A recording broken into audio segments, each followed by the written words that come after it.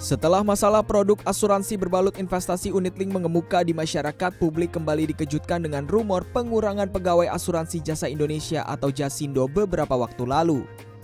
Berita-berita negatif ini membuat kondisi industri asuransi di Indonesia dipertanyakan. Berdasarkan data Otoritas Jasa Keuangan, penghimpunan premi asuransi jiwa di bulan September 2022 tercatat stabil dibanding bulan sebelumnya sebesar 14,6 triliun dan asuransi umum 9,1 triliun rupiah. Sementara itu, permodalan di sektor IKMB tercatat terjaga dengan di mana industri asuransi jiwa dan asuransi umum mencatatkan RBC atau risk based capital sebesar 467,2% dan 312,7% jauh berada di atas threshold sebesar 120%. Bahkan Jasindo yang diterpa kabar pengurangan karyawan pada triwulan 3 2022 masih mampu mengucurkan dana 1,9 triliun rupiah untuk membayar berbagai klaim nasabah.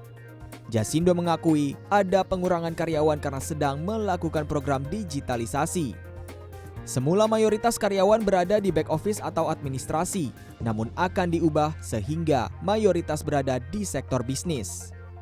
Dengan membalik komposisi karyawan ini, perusahaan asuransi plat merah ini bakal menggunakan kecerdasan buatan untuk mempercepat proses pendaftaran, penjualan, dan proses klaim asuransi kecelakaan diri dan asuransi perjalanan.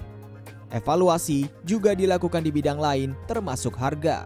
Dan atas hal-hal itu kita juga harus melakukan evaluasi baik itu dari segi ratingnya, pricingnya, pencadangannya, dan itu yang tadi saya sampaikan bagaimana kinerja particular produk terhadap kontribusinya terhadap portofolio Jasindo itu. Nah, produk-produk yang misalnya performance-nya itu tidak baik di tahun ini, kita mau melihatnya long term, bahwa jangan melakukan evaluasi sesaat, jangan short term, tapi kita harus lihat secara multi-year.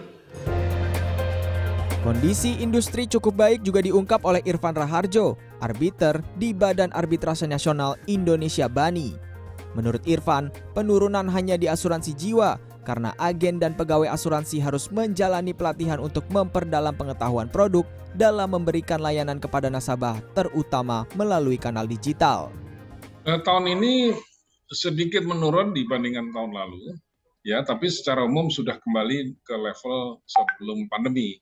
Artinya pertumbuhannya sudah lebih baik selama pasca pandemi ini, karena kita melihat ekonomi sudah pulih, termasuk asuransi juga mengalami pertumbuhan yang lebih baik meskipun ada penurunan dibandingkan 2021, tapi pertumbuhannya sudah melebihi kondisi di 2020, artinya sudah kembali ke level sebelum pandemi.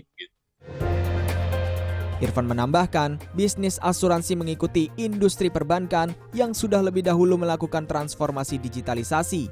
Efeknya, sejumlah kantor-kantor cabang mulai ditutup dan terjadi pergantian sumber daya manusia. Agung Happy, Maranatha, Jakarta.